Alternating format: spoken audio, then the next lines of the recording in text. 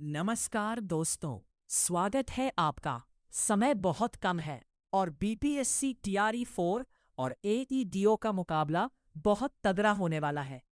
बार बार पूरी किताब पढ़ने का वक्त अब नहीं रहा, इसीलिए आज वन क्लास में सब खत्म सीरीज का क्लास 5 आ चुका है। हम सीधे वार करेंगे क्लास 6 हिस्ट्री के चैप्टर 4 पार्ट 1 पर। 50 सुपर इंपॉर्टेंट क्वेश्चंस का ऐसा कलेक्शन है जिसके बाहर से आयोग चाहकर भी सवाल नहीं बना पाएगा। अगर आप सीरियस हो तो एक सेकंड भी स्किप मत करना, क्योंकि आज का एक एक सवाल आपके सिलेक्शन वाली मेरिट तय करेगा। शुरू करते हैं। प्रश्न 1। सबसे पुराना वेद कौन सा है? आपके ऑप्शंस हैं ए सामवेद, बी यजुर्वेद, सी ऋग्वेद, डी अथर्ववेद, ई उपर्युक्त में से कोई नहीं या उपर्युक्त में से एक से अधिक। कमेंट में सभी अपना आंसर करते चलेंगे।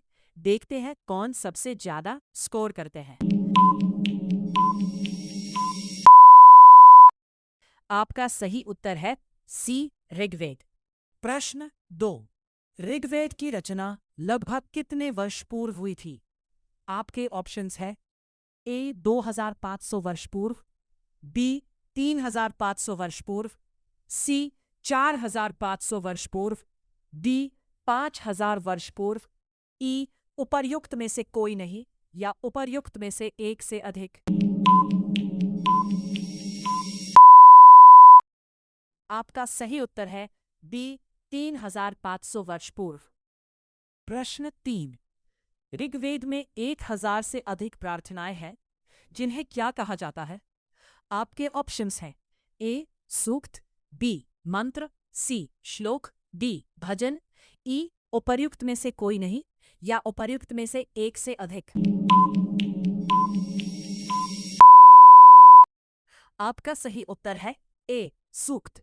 प्रश्न 4। ऋग्वेद में विशेष रूप से किन 3 देवताओं को बहुत महत्वपूर्ण माना गया है? आपके ऑप्शंस हैं ए शिव विष्णु ब्रह्मा, बी अग्नि इंद्र सोम, सी सूर्य वरुण यम, डी वायु मित्र रुद्र, ई उपर्युक्त में से कोई नहीं या उपर्युक्त में से एक से अधिक।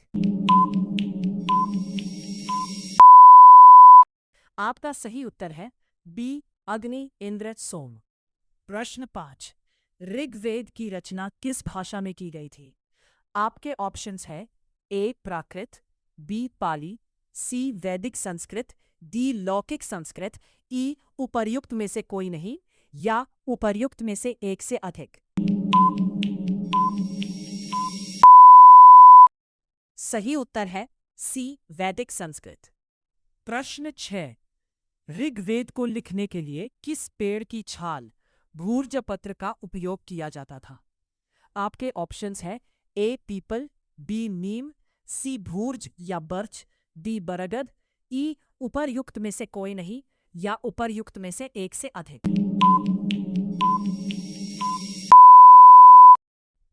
सही उत्तर है सी भूर्ज, विशेष रूप से कश्मीर में पाई जाती थी। प्रश्न 7। ऋग्वेद में किन 2 नदियों का संवाद ऋषि विश्वामित्र के साथ दर्शाया गया है? आपके ऑप्शंस हैं ए गंगा और यमुना, बी ब्यास और सतलुज, सी 3 भागों में, डी नर्मदा और तापी, ई उपर्युक्त में से एक से अधिक या उपर्युक्त में से कोई नहीं। आपका सही उत्तर है ब्यास और सतलुज। प्रश्न 8। महापाषाण मेगलिथ्स का शाब्दिक अर्थ क्या होता है? आपके ऑप्शंस हैं ए छोटा पत्थर, बी बड़ा पत्थर, सी नक्काशीदार पत्थर, डी पवित्र पत्थर, ई उपर्युक्त में से एक से अधिक या उपर्युक्त में से कोई नहीं। आपका सही उत्तर बी बड़ा पत्थर। इन पत्थरों का उपयोग कब्रों को चिह्नित करने के लिए किया जाता था। प्रश्न 9। कब्रों के चारों ओर बड़े पत्थरों को सजाकर लगाने महापाषाण कब्रें बनाने की प्रथा लगभग कितने वर्ष पूर्व शुरू हुई? आपके ऑप्शंस हैं ए 2000 वर्ष पूर्व, बी 3000 वर्ष पूर्व, सी 4000 वर्ष पूर्व, डी 1500 वर्ष पूर्व, ई उपर्युक्त में से एक से अधिक या उपर्युक्त में से कोई नहीं। सही उत्तर है बी 3000 वर्ष पूर्व। यह प्रथा दक्षिण भारत, उत्तर पूर्वी भारत और कश्मीर में प्रचलित थी। प्रश्न 10। इनाम गांव पुरास्थल किस नदी की सहायक नदी घोर के किनारे स्थित है? आपके ऑप्शंस हैं ए भीमा, बी कृष्णा, सी गोदावरी, डी नर्मदा, ई उपर्युक्त में से एक से अधिक या उपर्युक्त में से कोई नहीं। सही उत्तर है ए भीमा। इनाम गांव वर्तमान महाराष्ट्र में स्थित है। प्रश्न 11। ऋग्वेद में समाज के उन लोगों को क्या कहा गया है जो यज्ञ नहीं करते थे और दूसरी भाषाएं बोलते थे? आपके ऑप्शंस हैं ए आर्य, बी दस्यु या दास, सी पुरोहित, डी राजा, ई उपर्युक्त में से एक से अधिक या उपर्युक्त में से कोई नहीं। सही उत्तर है बी दस्यु या दास। बाद में दास शब्द का अर्थ गुलाम हो गया। प्रश्न 12। ऋग्वेद में जनता या पूरे समुदाय के लिए किन दो शब्दों का प्रयोग किया जाता था? आपके ऑप्शंस हैं ए जन और विश, बी राजा और प्रजा, सी आर्य और दस्यु, डी वर्ण और जाति, ई उपर्युक्त में से एक से अधिक या उपर्युक्त में से कोई नहीं। सही उत्तर है ए जन और विश। विश शब्द से ही वैश्य शब्द निकला है। प्रश्न 13। इनाम गांव में पुरातत्वविदों को किसके अवशेष मिले हैं जिससे उनके खान पान का पता चलता है?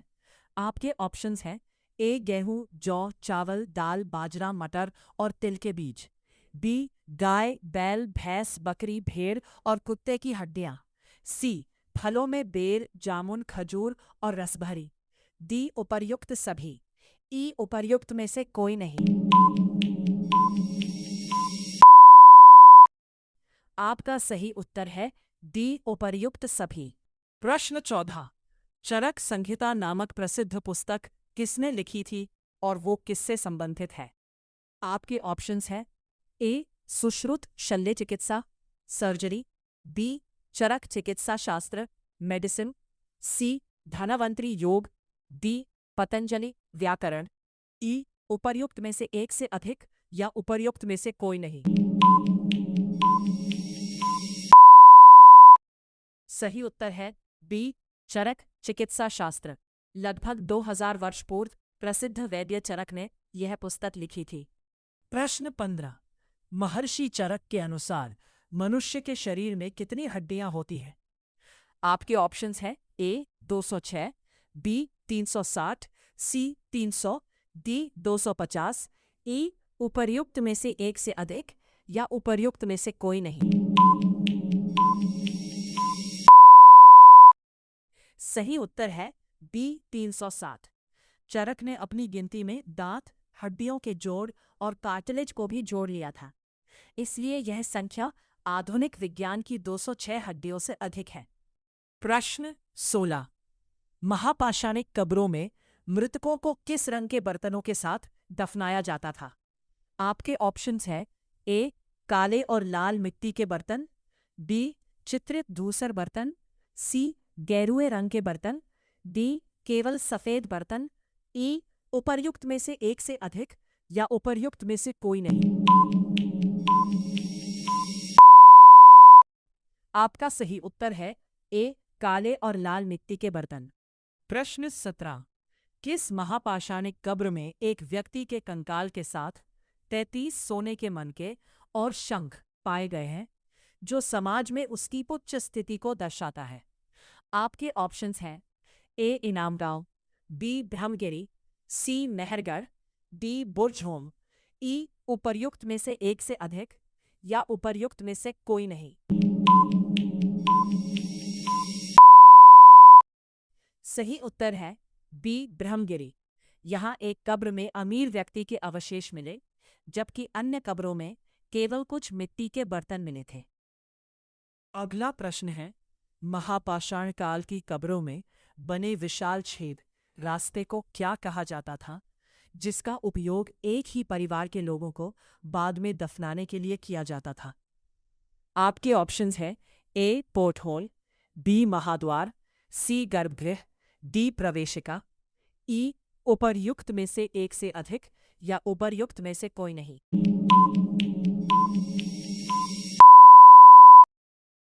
सही उत्तर है ए पोर्ट होल। अगला प्रश्न है, ऋग्वेद में युद्ध मुख्य रूप से किस लिए लड़े जाते थे? ए मवेशी गाय जीतने के लिए, बी जमीन और पानी के स्रोतों के लिए, सी लोगों को बंदी दास बनाने के लिए, डी उपर्युक्त सभी, ई उपर्युक्त में से कोई नहीं। आपका सही उत्तर है डी उपर्युक्त सभी। प्रश्न 20 है, ऋग्वेद में युद्ध मुख्य रूप से किस लिए लड़े जाते थे? आपके ऑप्शंस हैं ए वे बड़ी राजधानियों और महलों में रहते थे, बी उनके पास कोई स्थायी सेना नहीं होती थी, सी वे जनता से नियमित कर टैक्स नहीं वसूलते थे, डी राजा की मृत्यु के बाद उसका बेटा खुद ब खुद राजा नहीं बन जाता था, ई उपर्युक्त में से एक से अधिक या उपर्युक्त में से कोई नहीं। आपका सही उत्तर है ए वे बड़ी राजधानियों और महलों में रहते थे। आपका अगला प्रश्न है, सूक्तों की रचना करने वाले लोग खुद को क्या कहते थे? आपके ऑप्शंस हैं ए आर्य, बी दस्यु, सी जन, डी राजा, ई उपर्युक्त में से एक से अधिक या उपर्युक्त में से कोई नहीं। आपका सही उत्तर है ए आर्य। आपका अगला प्रश्न है, संस्कृत के अलावा भारत के उत्तर पूर्वी प्रदेशों में बोली जाने वाली भाषाएं जैसे असमिया किस भाषा परिवार से संबंध रखती हैं? आपके ऑप्शंस हैं ए भारोपीय, भारत यूरोपीय, बी द्रविड़ भाषा परिवार, सी तिब्बत बर्मा परिवार, डी ऑस्ट्रो एशियाटिक परिवार, ई उपर्युक्त में से एक से अधिक या उपर्युक्त में से कोई नहीं। आपका सही उत्तर है सी तिब्बत बर्मा परिवार। प्रश्न 23, दक्षिण भारत में बोली जाने वाली भाषाएं तमिल, तेलुगु, कन्नड़ और मलयालम किस भाषा परिवार के अंतर्गत आती हैं? आपके ऑप्शंस हैं ए द्रविड़ भाषा परिवार, बी भारोपीय परिवार, सी ऑस्ट्रो एशियाटिक परिवार, डी चीनी तिब्बती परिवार, ई उपर्युक्त में से एक से अधिक या उपर्युक्त में से कोई नहीं। आपका सही उत्तर है ए द्रविड़ भाषा परिवार। प्रश्न 24, झारखंड और मध्य भारत के कई हिस्सों में बोली जाने वाली भाषाएं जैसे संथाली, मुंडारी किस भाषा फैमिली से जुड़ी हैं?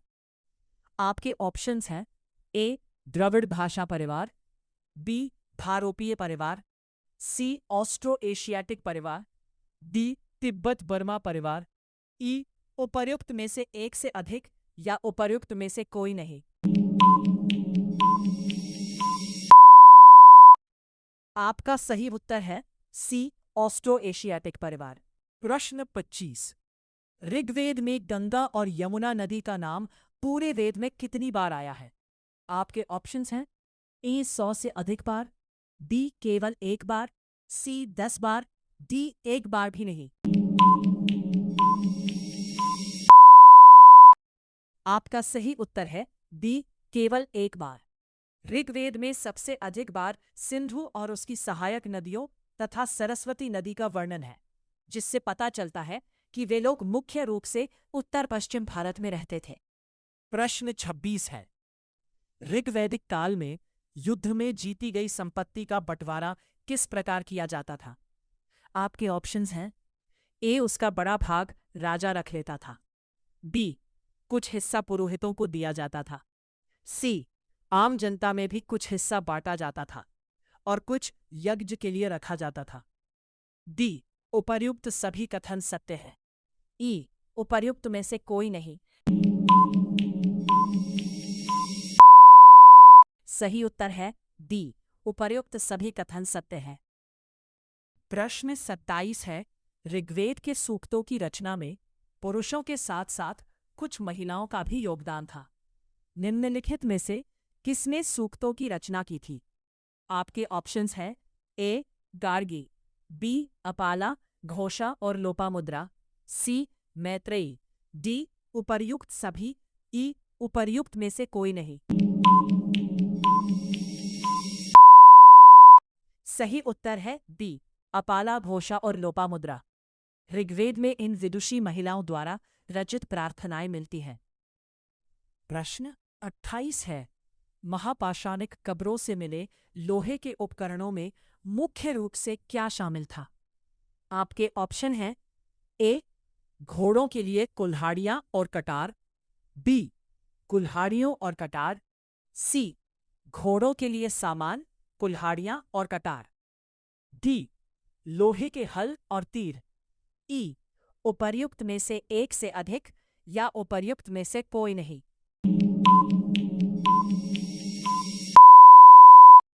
सही उत्तर है सी, घोड़ों के लिए सामान, कुल्हाड़ियां और कटार। इन कब्रों से भारी मात्रा में लोहे के हथियार और घोड़ों के साजो सामान मिले हैं। प्रश्न 29 है, इनाम गांव में एक घर के आंगन में 5 कमरों वाले मकान में एक बड़े से मिट्टी के मर्तबान जार में एक शव मिला था। इस शव को किस मुद्रा में दफनाया गया था? आपके ऑप्शंस हैं ए पैरों को सीधा करके, डी पैरों को क्रॉस करके पालथी मारकर, सी उल्टा लिटाकर, डी खड़े करके, ई उपर्युक्त में से एक से अधिक या उपर्युक्त में से कोई नहीं। आपका सही उत्तर है बी, पैरों को क्रॉस करके। अगला प्रश्न है, लगभग 3500 वर्ष पहले चीन में भी लेखन कला के पुराने उदाहरण मिले हैं। वहां के लोग जानवरों की हड्डियों पर लिखते थे, जिन्हें क्या कहा जाता था? आपके ऑप्शंस हैं ए भविष्यवाणी करने वाली हड्डियां, बी शिलालेख, सी भोजपत्र, डी ताम्रपत्र, ई उपर्युक्त में से एक से अधिक या उपर्युक्त में से कोई नहीं। आपका सही उत्तर है ए भविष्यवाणी करने वाली हड्डियां, ऑरेकल बोन्स। राजा इन पर प्रश्न लिखवाते थे और फिर इन्हें आग में डाला जाता था। गर्मी से हड्डियों में पड़ी दरारों को देखकर ज्योतिषी भविष्यवाणी करते थे। अगला प्रश्न है, ऋग्वैदिक काल में पुरोहित, जिन्हें कभी कभी ब्राह्मण कहा जाता था, का मुख्य कार्य क्या था? ए राजा के लिए युद्ध लड़ना, बी यज्ञ और अनुष्ठान करना तथा प्रार्थनाएं रचना, सी समाज से कर टैक्स वसूलना, डी कृषि कार्यों की देखरेख करना, ई उपर्युक्त में से एक से अधिक या उपर्युक्त में से कोई नहीं। आपका सही उत्तर है बी, यज्ञ और अनुष्ठान करना तथा प्रार्थनाएं रचना। प्रश्न 32 है, ऋग्वेद में निम्नलिखित में से किस नदी का उल्लेख सबसे पवित्र नदी के रूप में किया गया है, जिसे नदीतमा, नदियों में उत्तम भी कहा गया है? आपके ऑप्शंस हैं ए गंगा, बी सिंधु, सी सरस्वती, डी झेलम, ई उपर्युक्त में से एक से अधिक या उपर्युक्त में से कोई नहीं। सही उत्तर है सी सरस्वती। ऋग्वेद में सिंधु का वर्णन सबसे अधिक बार है, लेकिन सरस्वती को सबसे पवित्र माना गया है। प्रश्न 33 है, महापाषाण मेगालिथ कब्रों के संदर्भ में निम्नलिखित कथनों पर विचार कीजिए। 1. ये कब्रें केवल जमीन के भीतर ही पाई जाती थीं। 2. कभी कभी पुरातत्वविदों को जमीन के ऊपर गोलाकार सजाए गए पत्थर मिलते हैं जो कब्रों का संकेत देते हैं। उपर्युक्त कथनों में से कौन सा सही है? ए केवल 1, बी केवल 2, सी 1 और 2 दोनों, डी न तो 1 और न ही 2। सही उत्तर है बी केवल 2। महापाषाणिक कब्रें जमीन के ऊपर और भीतर दोनों जगह पाई जाती थी। जमीन पर रखे पत्थर संकेत का काम करते थे ताकि लोग दोबारा वहां आ सके। प्रश्न 34 है, इनाम गांव पुरास्थल के संदर्भ में कौन सा कथन सत्य है? आपके ऑप्शंस हैं। ए, यहां से राजाओं के बड़े बड़े भव्य महलों के अवशेष मिले हैं। बी, यहां के लोग केवल शाकाहारी थे। सी, यहां 3600 से 2700 वर्ष पूर्व लोग रहते थे। डी, यहां के लोग केवल तांबे का उपयोग जानते थे, लोहे का नहीं। सही उत्तर है सी, यहां 3600 से 2700 वर्ष पूर्व लोग रहते थे। प्रश्न 35 है, ऋग्वेद के संदर्भ में निम्नलिखित कथनों में से कौन सा गलत है? आपके ऑप्शंस हैं। ए, इसके सूक्तों की रचना ऋषियों द्वारा की गई थी। बी, इसे श्रुति भी कहा जाता है क्योंकि इसे पढ़कर नहीं बल्कि सुनकर याद रखा जाता था। सी, ऋग्वेद की भाषा प्राकृत भाषा जैसी ही थी। डी, इसमें विश्व के निर्माण और देवताओं की स्तुति से जुड़े मंत्र हैं। ई, उपर्युक्त में से कोई नहीं या उपर्युक्त में एक से अधिक। आपका सही उत्तर है सी, ऋग्वेद की भाषा प्राकृत भाषा जैसी ही थी। यह गलत है क्योंकि ऋग्वेद की भाषा वैदिक संस्कृत थी जो प्राकृत से बहुत अलग और कठिन थी। प्रश्न 36 है, ऋग्वेद में मवेशियों विशेषकर घोड़ों और बेटों के लिए बार बार प्रार्थनाएं क्यों की गई हैं? आपके ऑप्शंस हैं। ए, घोड़े रथ खींचने और युद्धों में काम आते थे। बी, मवेशी गाय संपत्ति का मुख्य रूप थे। सी, बेटे युद्ध लड़ने और वंश बढ़ाने के लिए महत्वपूर्ण माने जाते थे। डी, उपर्युक्त सभी कारणों से। ई, उपर्युक्त में से कोई नहीं। आपका सही उत्तर है डी, उपर्युक्त सभी कारणों से। प्रश्न 37, इतिहासकार ऋग्वेद का अध्ययन किस प्रकार करते हैं? आपके ऑप्शंस हैं। ए, वे केवल लिखित पांडुलिपियों पर भरोसा करते हैं। बी, वे पुरातत्वविदों की तरह भौतिक अवशेषों के साथ साथ लिखित स्रोतों का भी विश्लेषण करते हैं। सी, वे केवल मौखिक कहानियों के आधार पर इतिहास लिखते हैं। डी, वे ऋग्वेद को पूरी तरह काल्पनिक मानते हैं। ई, उपर्युक्त में से कोई नहीं या उपर्युक्त में से एक से अधिक। सही उत्तर है बी, वे पुरातत्वविदों की तरह भौतिक अवशेषों के साथ साथ लिखित स्रोतों का भी विश्लेषण करते हैं। अगला प्रश्न है, ऋग्वेद में प्रयुक्त दस्यु शब्द के संदर्भ में कौन सा कथन सही है? आपके ऑप्शंस हैं। ए, ये वे लोग थे जो यज्ञ नहीं करते थे। बी, ये संभवतः दूसरी भाषाएं बोलते थे। सी, इन्हें आर्यों का विरोधी माना जाता था। डी, उपर्युक्त सभी कथन सत्य है। ई, उपर्युक्त में से कोई नहीं। सही उत्तर है डी, उपर्युक्त सभी कथन सत्य है। अगला प्रश्न है, ऋग्वेद में निम्नलिखित में से किस पशु को अघन्य, न मारने योग्य या जिसका वध न किया जा सके कहा गया है? आपके ऑप्शंस हैं। ए, घोड़ा। बी, गाय। सी, भेड़। डी, बकरी। ई, उपर्युक्त में से कोई नहीं या उपर्युक्त में से एक से अधिक। सही उत्तर है बी, गाय। ऋग्वैदिक समाज में गाय का आर्थिक और धार्मिक महत्व बहुत अधिक था। प्रश्न 40, महापाषाण मेगालिथ संस्कृति के लोग मृतकों को दफनाते समय उनके साथ लोहे के औजारों के अलावा किस धातु के आभूषण या वस्तुएं भी कभी कभी दफनाते थे? आपके ऑप्शंस हैं। ए, सोने और तांबे के आभूषण। बी, केवल तांबा। सी, कांसा और चांदी। डी, वे किसी अन्य धातु का उपयोग नहीं जानते थे। ई, उपर्युक्त में से कोई नहीं या उपर्युक्त में से एक से अधिक। सही उत्तर है ए, सोने और तांबे के आभूषण। ब्रह्मगिरी जैसी जगहों से सोने के मनके और तांबे की वस्तुएं भी मिली हैं। प्रश्न 41 है, ऋग्वैदिक काल में सभा और समिति क्या थी? आपके ऑप्शंस हैं।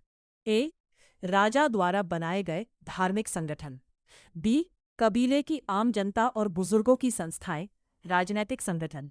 सी, केवल महिलाओं की संस्थाएं। डी, व्यापार करने वाले लोगों के समूह। ई, उपर्युक्त में से कोई नहीं या उपर्युक्त में से एक से अधिक। सही उत्तर है बी, कबीले की आम जनता और बुजुर्गों की संस्थाएं। ये संस्थाएं राजा के चयन और महत्वपूर्ण निर्णयों में सलाह देने का काम करती थी। प्रश्न 42 है, इनाम गांव पुरास्थल से मिले साक्ष्यों के अनुसार वहां के लोग बर्तनों को सुंदर बनाने के लिए किस रंग की कोटिंग या नक्काशी का उपयोग करते थे? आपके ऑप्शन हैं। ए, लाल रंग के बर्तनों पर काले रंग से की गई चित्रकारी। बी, काले रंग के बर्तनों पर सफेद चित्रकारी। सी, केवल भूरे रंग के सादे बर्तन। डी, नीले रंग के चमकदार बर्तन। ई, उपर्युक्त में से कोई नहीं या उपर्युक्त में से एक से अधिक। आपका सही उत्तर है ए, लाल रंग के बर्तनों पर काले रंग से की गई चित्रकारी। अब चलते हैं अगले प्रश्न की ओर। भाषा परिवारों के संदर्भ में निम्नलिखित में से कौन सा मिलान सही नहीं है? आपके विकल्प है। ए, हिंदी कश्मीरी सिंधी भारोपीय परिवार।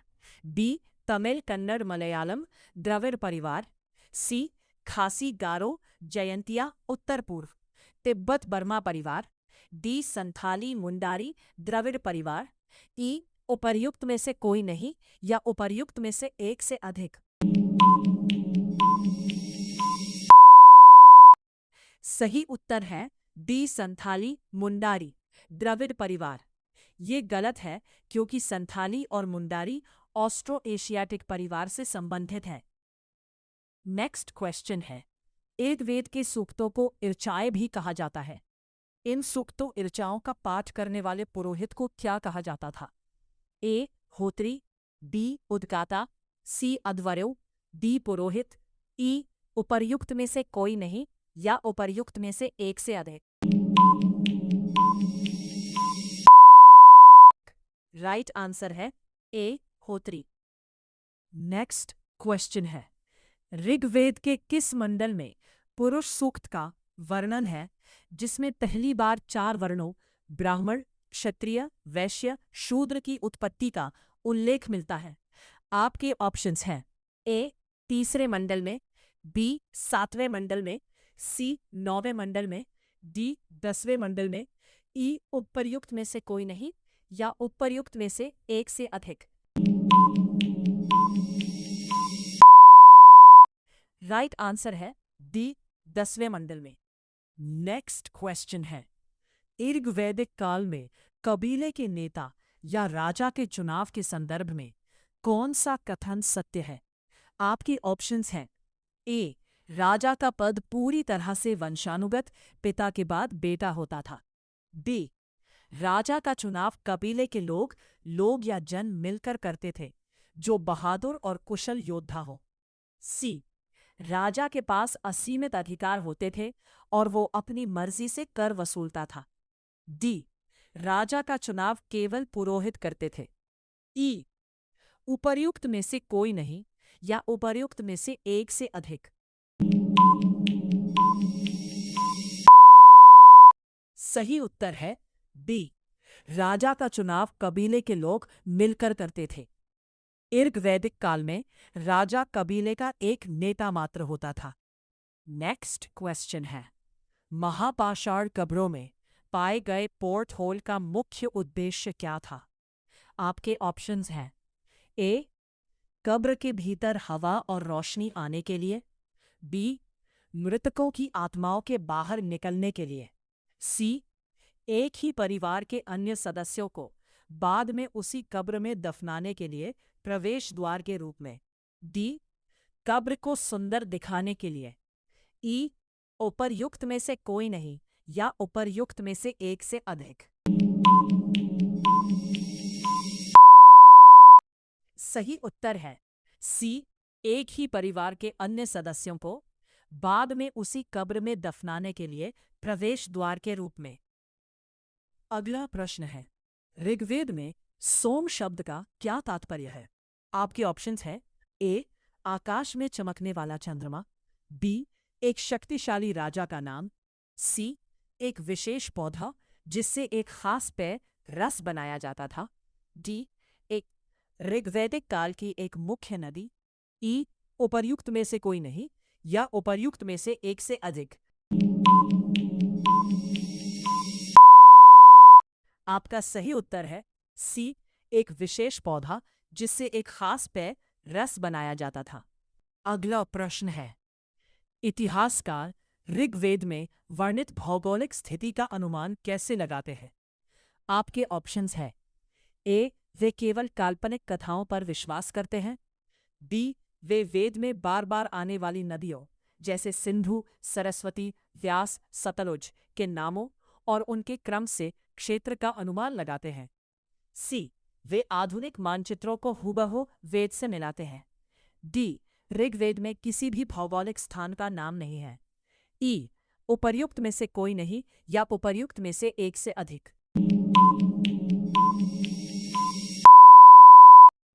आपका सही उत्तर है बी, वे वेद में बार बार आने वाली नदियों के नामों और उनके क्रम से क्षेत्र का अनुमान लगाते हैं। इससे पता चलता है कि ऋग्वैदिक आर्य मुख्य रूप से सप्त सिंधु क्षेत्र में रहते थे।